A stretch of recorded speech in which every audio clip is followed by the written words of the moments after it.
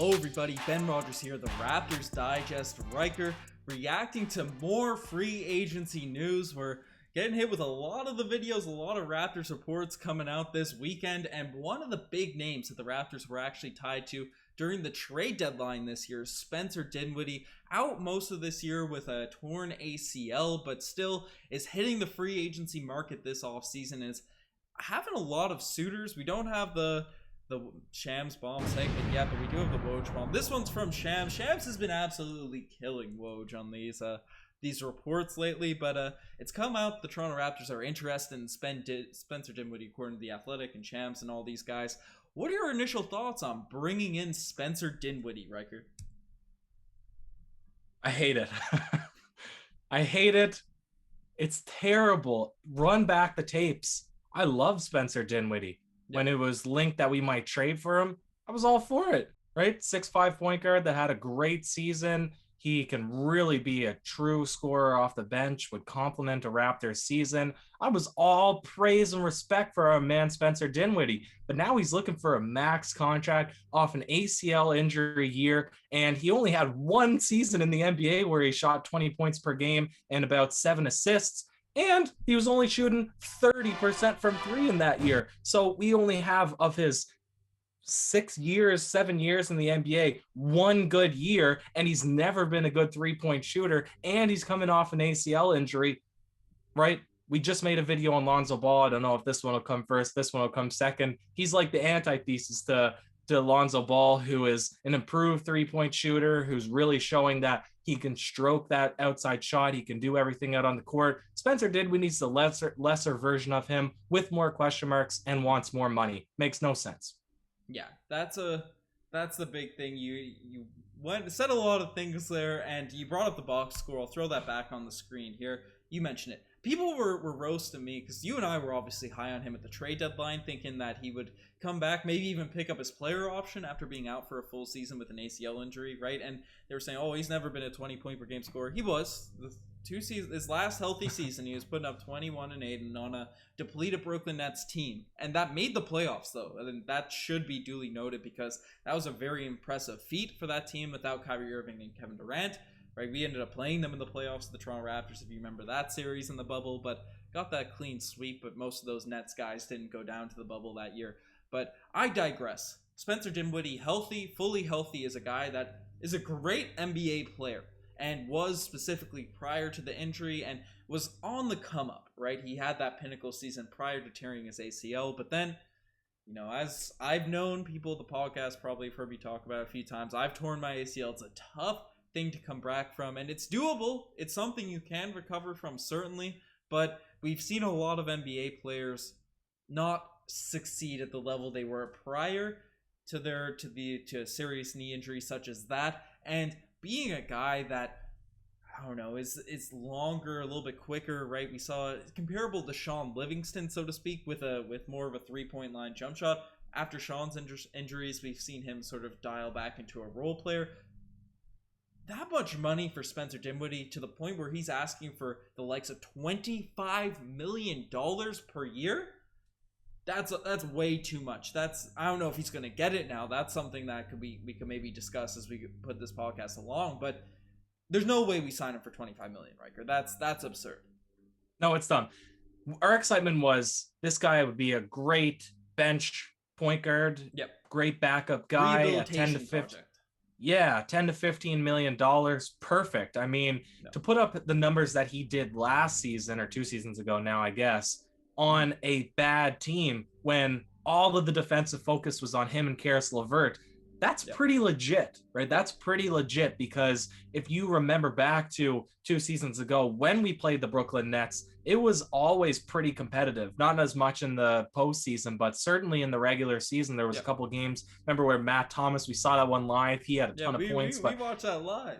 Yeah, it was a real nail biter. Karis LeVert had the shot at the end, but Dinwiddie was there, man. He had a really great season. So I don't want to take away from what he was able to achieve. You said it exactly right. He's on the come up. But he's not $25 million. He's coming off an injury. He's much older, and he's not going to develop into much more than what he was 2 seasons ago. Whereas Lonzo Ball, 4 years younger. He is a starting point guard, and he has the potential to become an even better starting point guard at $5 million a year less. So I know that this shouldn't be a comparison between Dinwiddie and Lonzo Ball because anything could happen. But if I look at what he wants, what he's commanding, what he's demanding in the offseason, doesn't make sense to me. On $10 to $15 million, then you would have piqued my interest because this guy would be perfect on the Toronto Raptors.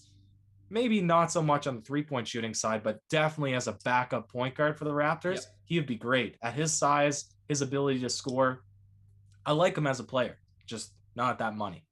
Yep, not at that money. And I think it's fair to compare them because you're only bringing in a Lonzo Ball or a Spencer Dinwiddie if you sort of have plans for your center position otherwise, and maybe your backcourt gets to play. You're only bringing them in under similar circumstances. And Lonzo Ball is clearly the better option. There's probably more of an avenue to actually trade for Lonzo Ball or acquire Lonzo Ball due to the sign and trade with Kyle Lowry and Lonzo. So that's a potential route there. That's a potential avenue. And it's also brought up that Ryker, obviously the Pelicans, Kyle Lowry, the only reason he'd ever go there if he's overpaid, right? Twilight of his career, he wants to win a championship, but he still wants to get that bag. Those are the two things he's openly come out and said. And the Pelicans have said they're willing to overpay Kyle Lowry if they can get him the 3 years, $30 million. But they've also 90. Yeah. What did I say? 30 a year. 30 a year, exactly. Yeah. So if they strike out on Lowry, he wants to go to more of a contender. They've said they'd give that $20 million contract to a Spencer Dinwiddie. So maybe it's just really all connected with these types of players, right? If Lowry, it's a domino effect. If Lowry goes to the Pelicans, then we get Lonzo, or if he doesn't go there, then we're in a bidding war with the Pelicans if we seriously want Spencer Dinwiddie. So lots of moving pieces. I know it's not a trade, but I guess it's a little bit of a trade. But the gears are shifting like in the trade machine right here, playing that animation up there on the screen. But Ryker, say the Raptors strike out on a center, or they can't sign anyone that's worthwhile, right? We bring back Birch on a however much money he's going to make, run him at the starting center, and we have this freed up extra cap space. And Dinwiddie's the only real free agent available at that $20 to $25 million per year range. Would you still acquire him, even if we both agree it's an overpay, just to acquire that asset? Or do you just straight up, at $20 to $25 million, he's a negative asset, you let him walk and cut your losses? I let him walk. I pass. We know Masai Ujiri's allergic to 1-year deals. That's all I would sign him if we had cap space available.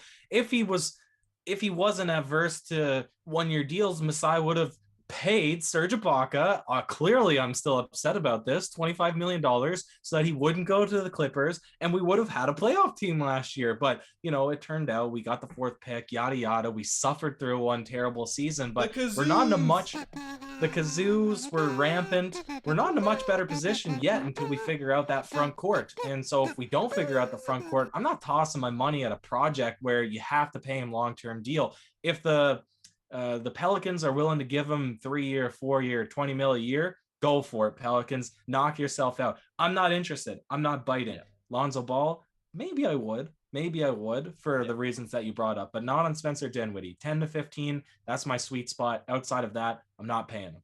Yeah, no, that's fair. And you brought up the project side of things. And I guess to end it off, in a hypothetical world, because certainly Masai Ujiri is working on more information than you and I. Say Dinwiddie's back. He's back. It's not a project. He is 100% surefire. The knee is bionic. They used a new experimental surgery. It's guaranteed to be chill 100%. Even at that point, the 21 point per game scorer, Spencer Dinwiddie, is back, surefire. Is he even worth that money compared to Alonzo Ball in this team if we're not worried about the injury? I don't know, because you can look at 3 seasons ago where he had 17 points per game, 5 assists, and 2.5 rebounds. He only started 4 of those games. That was his bench role. He played 30 minutes, right? There's not a lot of competition off the bench at the guard spot now, unless David Johnson comes up, because we traded away Terence Davis the third, or whatever his name was. We traded away Matt Thomas. So he'd obviously come in. He'd probably get those 25, 28 minutes. And he'd probably put up 17 points per game. That would be an asset to have. I'd still prefer Lonzo over him because fits with the timeline, younger, better passer, better court vision, probably more athleticism, unless he truly had that bionic knee. So I'm saying pass on Spencer Dinwiddie. There's not enough to hang my hat on to say this guy is worth the money that he's asking for. Well, that's fair, and I'd lean to agree with you. And I guess you brought up Terence Davis's name. I saw a report, Riker. Guess how much money Terence Davis is looking for as a free agent this offseason? Don't even tell me. Guess. Tell me. Guess. 20. Anywhere from 9 to 15 per year. Not in a huge contract, but that's I think 9 is fair. okay. I don't know. He was bad for us. He had good games at times. Yeah, I wouldn't pay him 9 million. But he played pretty well in the Kings. That's the thing. Yeah. Well, he was up and down on the Kings, and he had a tremendous rookie season. I'm hoping for the best for TD2, but I don't know.